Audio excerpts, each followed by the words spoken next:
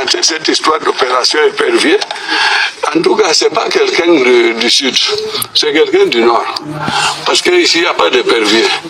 L'épervier est un oiseau carnassier qui cherche les petits poussins et qu'il met dans ses serres, s'envole avec pour aller les manger ailleurs. Vous chassiez les baleines. Les baleines, c'est-à-dire les choses cachées.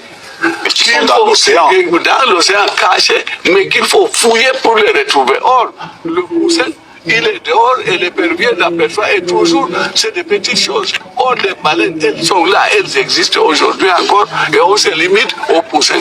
Quand on est fort, on devient plutôt généreux. On cherche à avoir des gens avec soi, on cherche à partager certains de ses pouvoirs et non à s'accaparer de tout et à piétiner les autres.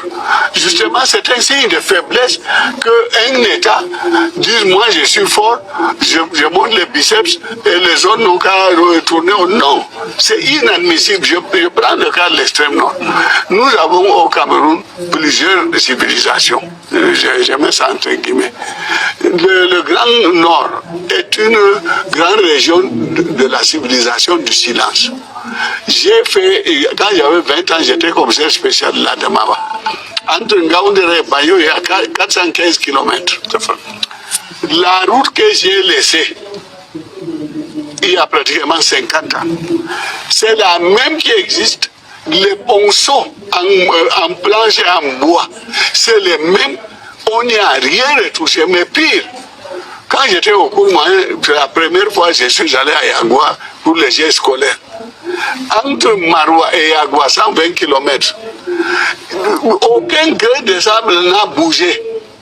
Les gens sont même en mesure de se demander, mais que signifie votre indépendance là?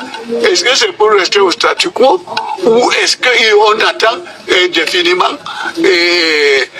jusqu'à je ne sais quelle année ou quel siècle pour que les choses changent? Il y a ces changements qui nous avions un ministère de planification, nous l'avons d'ailleurs encore, mais il faut voir, établir les priorités. Et après les priorités, dans les projets, maintenant, les priorités parmi les bénéficiaires. Il ne s'agit pas de dire que j'aime X, c'est ma région, je vais déverser tout là-bas. Et je laisse les autres poireauter. C'est le rôle que devrait jouer le ministère chargé de la décentralisation? Non, c'est le rôle politique que le régime doit jouer. Le ministre, c'est un exécutant. Qu'il soit d'État ou de secrétaire d'État, il est exécutant des instructions de la politique du régime. C'est le régime qui définit les grandes orientations. Maintenant, c'est au ministre de dire, dans le cadre de telle orientation qui incombe à mon département ministériel, je souhaiterais, je suggérerais que, et je sais que le président va accepter. Quand j'étais ministre de la fonction publique, chargé de la réforme, à mon modeste niveau, je n'ai jamais vu une réforme proposée par mes soins et qui a été rejetée. Ça ne vous a pas empêché de démissionner? C'était une autre paire de manches. Okay. Parce que ça, c'est le côté de corruption, on en parlera. Et c'est pour ça qu'on demande que les élections soient transparentes. Parce que si à Malin, l'autre malin ennemi joue dans un manque total de transparence, la démocratie n'existe plus. La démocratie, c'est comme quand vous allez au marché de Fourni.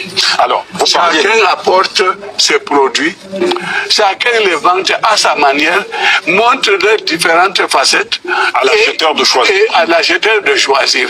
Mais ici, au lieu de montrer les facettes du programme, s'ils en ont, il y en a qui ont piqué mon programme, je l'ai déjà signalé, et au lieu de piquer le programme, mais il faut au moins savoir que votre produit est pourri ou bien votre produit ne répond pas aux besoins du marché. Vous êtes décalé. Alors, vous parliez justement des nouveaux venus qui manifestement constatent que, on va dire que la réalité est plus complexe ou plus difficile que prévu. Quel est, j'allais dire, le conseil que vous donneriez à ces nouveaux venus-là comme anciens candidats à l'élection présidentielle? si je devais leur donner des conseils, c'est de les enfoncer davantage. Je vais gagner, je ne vais quand même pas encore les aider. Si vous me présentez votre produit, vous montrez que votre produit est le meilleur et le plus durable, et vous arrivez à convaincre la foule, ce qui n'est pas facile, je crois que vous réussirez. Et surtout, n'ayez à l'esprit que le bien du peuple. Si vous dites, si je deviens président, je vais faire du tel mal, je vais m'enrichir, ça veut dire que vous ne méritez pas d'être président et que Dieu empêche que vous le soyez. Étant donné que le monde évolue toujours dans le sens du progrès, vous trouverez toujours que le passé avait quelques défaillances. C'est la même chose pour ce qui est des partis politiques. Je me souviens quand on voulait passer au multipartisme, c'était au gouvernement. Quand on voulait passer au multipartisme, qu'est-ce qui ne s'est pas passé?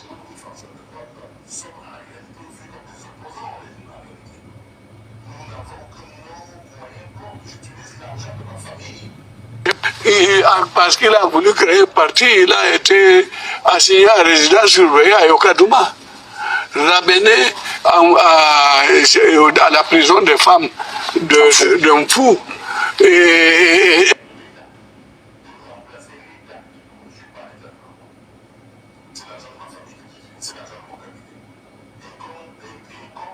On n'entend plus parler. Les Frondi, c'était comme quand vous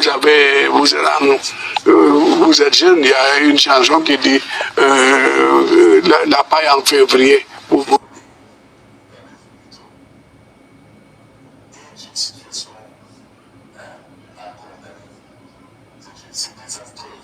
engager.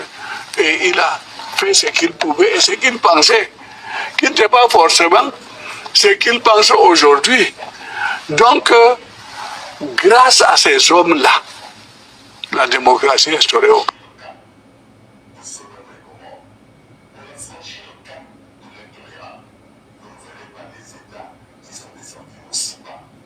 Tous, heureusement. Pas tous. Pas tous. Et puis, être dans l'opposition ne veut pas dire être contre chacun des points défendus par le pouvoir. Il y a des endroits où vous pouvez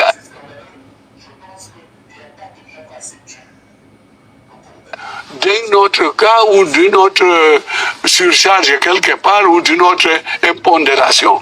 Alors, à partir de ce moment, je crois que la classe politique de 90 a fait un travail merveilleux. Et s'il y a le multipartisme aujourd'hui, c'est grâce à la classe de 90. On peut dire que cette classe-là est affaiblie aujourd'hui? Je ne pense pas qu'elle soit affaiblie, mais je crois qu'elle doit être déçue. Parce que un leader politique me dit, moi, je risque de fermer mon parti. J'ai dit, mais c'est une boutique, on ne fait pas un parti comme une boutique. Il dit, quel est ce pays où, parce que tu es leader d'un parti, les militants viennent te demander 250 francs pour le taxi. Alors que dans les partis politiques, c'est les militants qui cotisent pour le fonctionnement du parti. Ici, ce n'est pas le cas. Non seulement ce n'est pas le cas, les militants croient que le pouvoir déverse l'argent à gogo entre les mains des leaders et les leaders gardent l'argent sans de leur redistribuer. Alors que pour avoir les frais de fonctionnement du parti politique, il faut réunir un certain nombre de conditions, notamment, il faut avoir des élus, qu'il s'agisse des élus législatifs, des élus municipaux, mais il faut avoir des élus. Je vous donne un exemple. Quand vous avez un conseiller municipal, l'État vous donne 23 000 francs par an et par conseiller au titre des frais de fonctionnement. C'est dire 23 000 par an et par conseiller. Alors, totalisez le nombre de conseillers que vous avez et multipliez-les par 23 000, vous verrez, ça ne vous amène nulle part. L'ADD reçoit combien? 2 400 000. Donc sur les... du nombre de conseillers. Et imaginez que l'ADD qui reçoit 2 400 000 est parmi le peloton de tête. Imaginez la queue aussi longue que vous connaissez. Quelques milliers de francs. Peut-être même rien. Parce que si vous n'avez ni conseillé, ni atteint le pourcentage de 5% dans une circonscription législative ou municipale, et bien vous n'avez absolument rien. Vous n'existez pas au niveau financier, au niveau du financement des partis politiques. Autre préoccupation, autre problématique, la lutte contre la corruption. On parlait tout à l'heure en début d'émission de vous-même. Vous étiez qualifié de chasseur de baleines. Vous avez essayé d'expliquer pourquoi la baleine n'est pas l'épervier. Cette lutte contre la corruption aujourd'hui, telle que vous la percevez, à quoi est-ce qu'elle ressemble exactement? Tel que je l'aperçois, c'est un échec. Je sais qu'il y en a même parmi mes collègues qui disent non, on est passé de quel rang à tel rang. Soit dit en passant, vous êtes membre de la CONAC, la Commission nationale. Je ne peux pas y être, puisque 7 ans avant la création de la CONAC, moi j'avais été.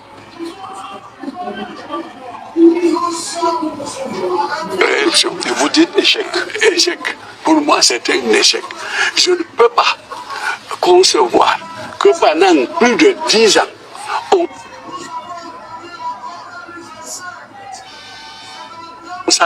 donc, je crois que où les institutions mises en place sont insuffisamment pensées, ou bien les moyens de contrainte mis à la disposition de la CONAC n'existent pas, ou bien tout simplement, c'est que les corrompus sont plus forts que leurs surveillants. Parce que quand vous prenez une institution comme la CONAC, vous découvrez quelqu'un a volé 20 milliards. Je ne parle pas en l'air. Vous vous rendez compte, c'est le silence absolu.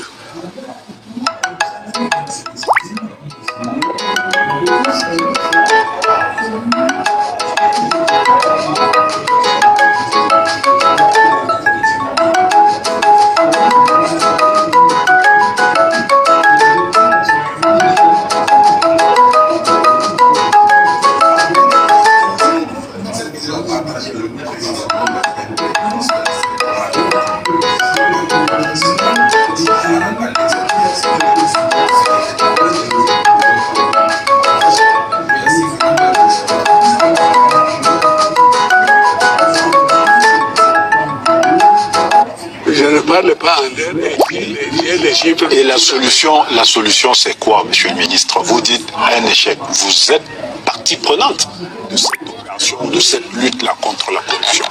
Vous dites, on fait quoi? Quand j'étais responsable d'un département, j'écrivais au président de la République, j'ai dit voilà, et je suggère que... Maintenant, vous parlez au président. Mais je ne peux pas, quand dans la foule, lui dire, monsieur le président, vraiment, la CONAC, là, il faut revoir ça. Non. Il y a un responsable à la CONAC. C'est à lui de réfléchir, peut-être avec notre collaboration, avec nos expériences diversifiées, de dire voilà ce qu'il faut pour que la lutte soit efficace. Le contrôle supérieur de l'État, avec simplement le conseil de discipline comptable et budgétaire, je réussissais parce qu'on avait des pouvoirs. Mais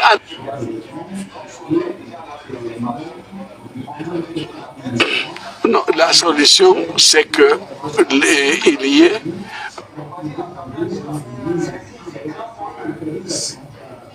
nés exécutants. Comme nous sommes des exécutants nés, le président doit dire à la CONAC, proposez-moi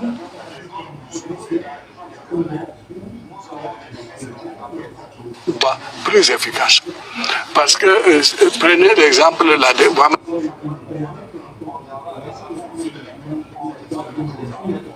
pendant des années. La loi sont attendues. Mais les textes d'application sont attendus. On ne sait même pas si jamais même il faut déclarer c'est bien qui envisage d'être corrompu plus tard. Monsieur le ministre, retour à la politique politicienne et en parlant de la crise dans les régions.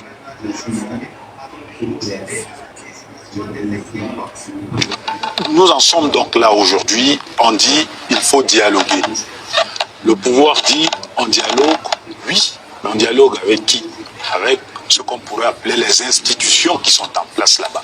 C'est la chefferie traditionnelle, c'est les élus, c'est tout ce que vous voulez. Vous êtes d'accord avec ça? Non, d'abord, ils ne l'ont pas dit de cette manière, puisque j'ai dit, j'ai parcouru les deux régions, j'ai rencontré tout ce qui compte comme personnalité là-bas. Ils veulent qu'il y ait un dialogue, mais ils disent que le dialogue doit être paritaire, d'une part. Et d'autre part, ils veulent que quand le dialogue va avoir lieu, il ne faut pas qu'on vienne avec un ordre du jour du gouvernement. Mais l'ordre du jour doit être préparé, séance tenante, par la commission paritaire. Et qu'on examine chacun des points soulevés, on accepte que tous les points soient inscrits. Vous leur avez dit quoi? Mais moi, j'étais envoyé, je ne pouvais pas. Simplement je ne peux pas faire l'erreur de l'autre qui se met à la place du président pour édicter les mesures à venir. Non, moi, j'enregistre et j'ai rendu compte au président sur les 5 propositions que je lui ai faites, 4 sont exécutées. Il reste seulement la fameuse commission paritaire. Et ils veulent que ça soit comme ça fut la tripartite. Et pour moi, ça ne pose aucun problème. On me dit qui doit être membre. Le gouvernement peut désigner. Je connais des gens du nord-ouest et du sud-ouest qui sont très écoutés chez eux et qui auraient pu faire partie de cette commission. Et ils ne sont pas bêtes, ils sont très intelligents. J'ai discuté avec beaucoup d'entre eux, parmi lesquels d'ailleurs l'un des auteurs même de l'unification, Chief Moukete, qui a écrit même un gros livre de 700 pages là-dessus. Alors, si on prend X, Y, Z, d'un côté, le gouvernement désigne les autres. On va honnêtement, c'est le même pays. C'est le nôtre. Nous, c'est le même problème que nous voulons résoudre. L'un n'a pas cherché à tromper l'autre. Je vous jure, ça peut être tranché. Vous pensez qu'il y a lieu, quand même, malgré tout, d'être optimiste dans cette situation-là? C'est-à-dire que, in fine, on finira par s'entendre. Qu'on s'entende ou qu'on ne s'entende pas, ça, c'est une question circonstancielle. Ça dépend de qui, ça dépend de quand, ça dépend d'où. Parce que quand vous apprenez qu'on a apporté tel préfet ou tel sous-préfet, ce n'est pas fait tout le long de la frontière. Il y a des endroits parfois qui sont en train de se livrer à des règlements de compte. Et puis, ce qu'il faut, c'est de prendre. Ils ont une organisation qui est de loin supérieure à l'organisation des francophones. Ils ont une association pour le nord-ouest, la Nuela, une association pour le sud-ouest, la Suela. Et ces gens sont respectés. Prenons-les. Prenons également les meneurs, que ce soit Agbor, Félix, pour les avocats, que ce soit Tasson pour les enseignants. On les prend, on les met on les met eux-mêmes à résoudre leurs propres problèmes. Je vous jure que on va s'en sortir. Monsieur Gaga Manadji, ancien ministre de la fonction publique et président général de l'ADD, l'Alliance pour la démocratie et le développement, vous étiez l'invité d'actualité de ce dimanche et merci de votre participation. Je vous remercie d'avoir renouvelé mes invitations à Actualité. Je ne vous lance pas une pique. Vous n'étiez pas frappé d'ostracisme, c'est que je sache. En tout cas, vous avez renouvelé et je vous en suis reconnaissant, M. Ibrahim Cherif. Et je souhaite bon vent à Actualité Hebdo qui n'a fait que réussir puisqu'elle existe toujours. Les choses qui ne réussissent pas se passent le lendemain. Merci, Monsieur le Ministre, c'est très encourageant et merci encore à vous. Madame, Messieurs, Actualité Hebdo s'achève. Merci de votre aimable attention. Restez en compagnie des programmes de la CRTV. Bonsoir.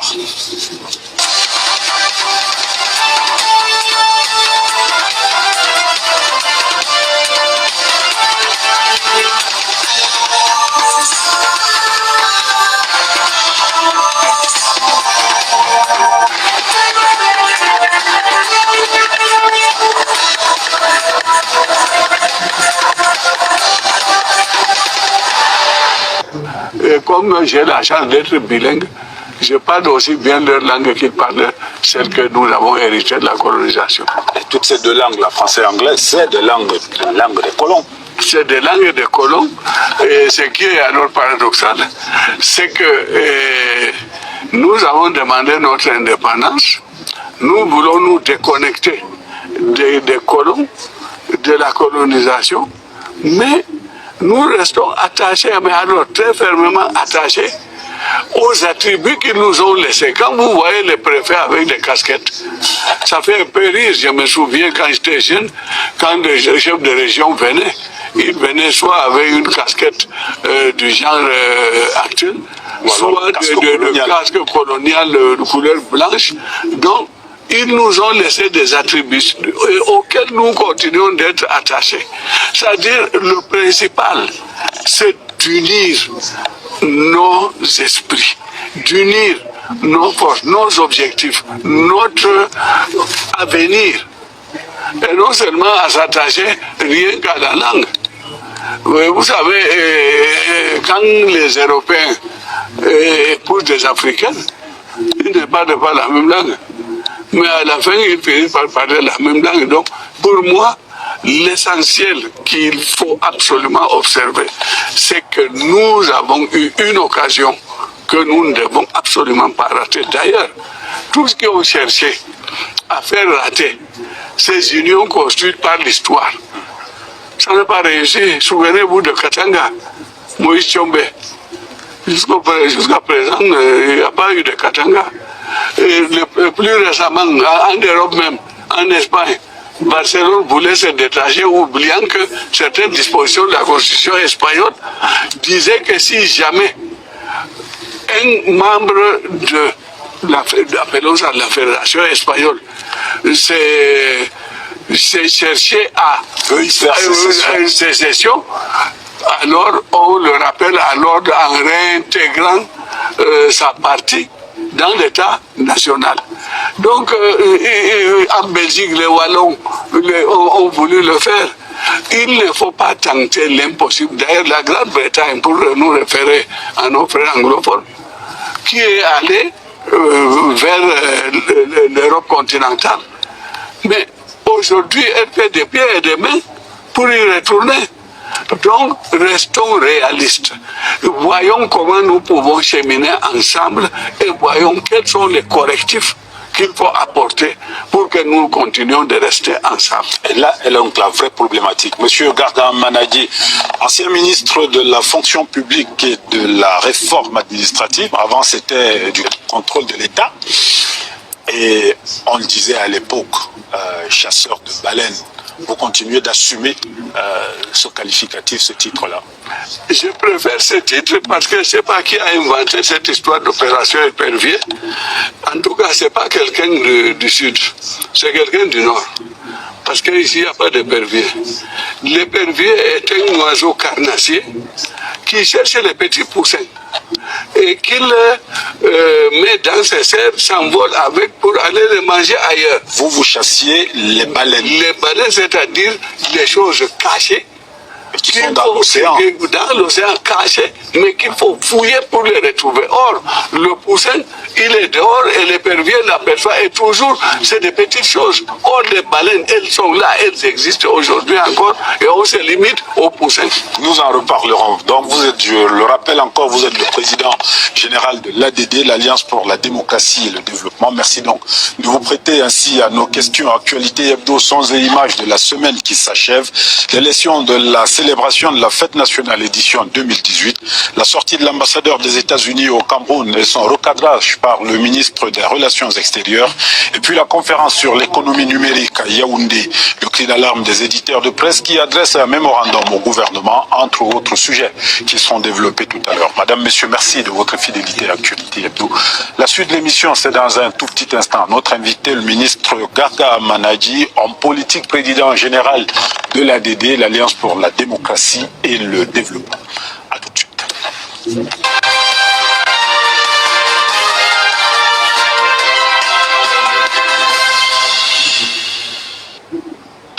Monsieur le ministre, reparlons de la fête du 20 mai. Il y a des partis politiques qui ont, pour certains, prôné le boycott de cette célébration-là. D'autres ont défilé, mais d'une façon toute particulière. On a vu le SDF, pour certains, torse nu, militant. On a vu le MRC, les mains sur la tête. Apparemment, dans la tradition, on va dire, de l'ouest du Cameroun, c'est une sorte de deuil, qu'on pleure, quelque chose comme ça. Comment on réagit à ça? Est-ce que le 20 mai, il y a, on va dire, des possibilités de... Les Camerounais s'enfoncent dans des histoires sans en remonter des racines. Quand est-ce que dans l'histoire on défilait devant le chef? C'est en cas de victoire. Le chef a eu une victoire et les vaincus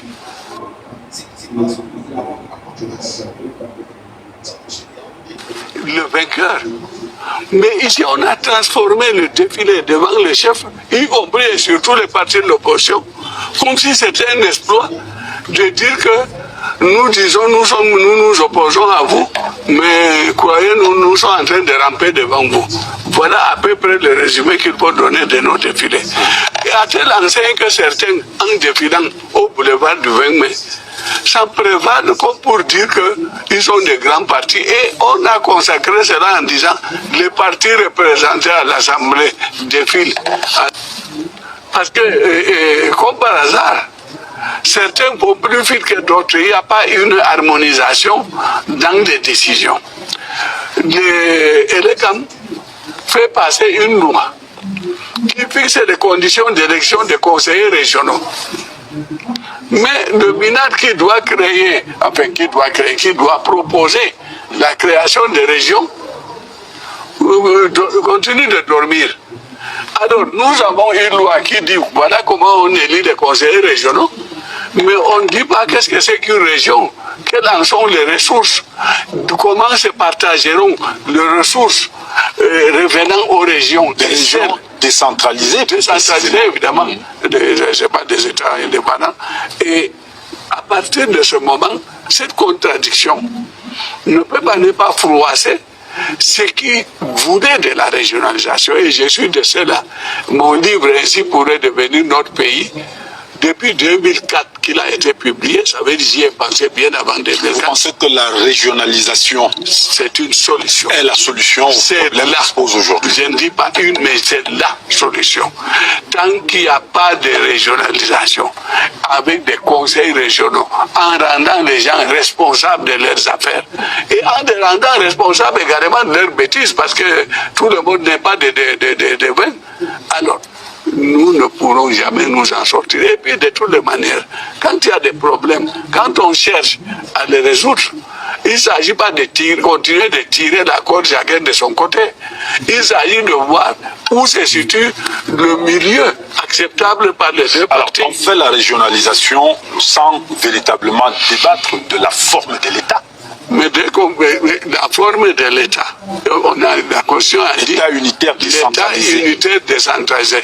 Dès qu'on dit État unitaire décentralisé, la forme est déjà réglée par la Constitution.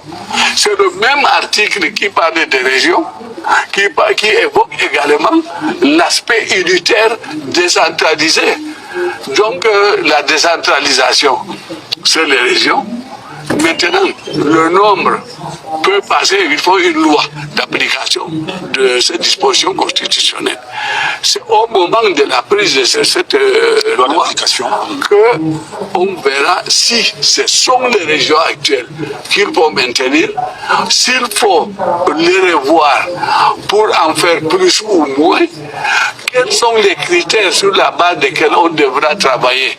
Est-ce que c'est l'aspect géographique? Est-ce que c'est l'aspect population? Est-ce que c'est l'aspect moyen? Ou est-ce que c'est l'État qui doit avoir tellement partie des moyens qu'il doit redistribuer selon un indice à définir? C'est cette loi qui doit faire ça. Cette loi n'est pas encore. Je ne sais pas ce qui se passe pour toi. Est-ce que psychologiquement, ce qu'on pourrait appeler les tenants de l'État central. Je parlais en réalité d'une grande partie de la classe politique gabonaise, que ces tenants de l'État central fort, est-ce que psychologiquement, les gens, les uns et les autres ont fait leur évolution? Est-ce qu'on est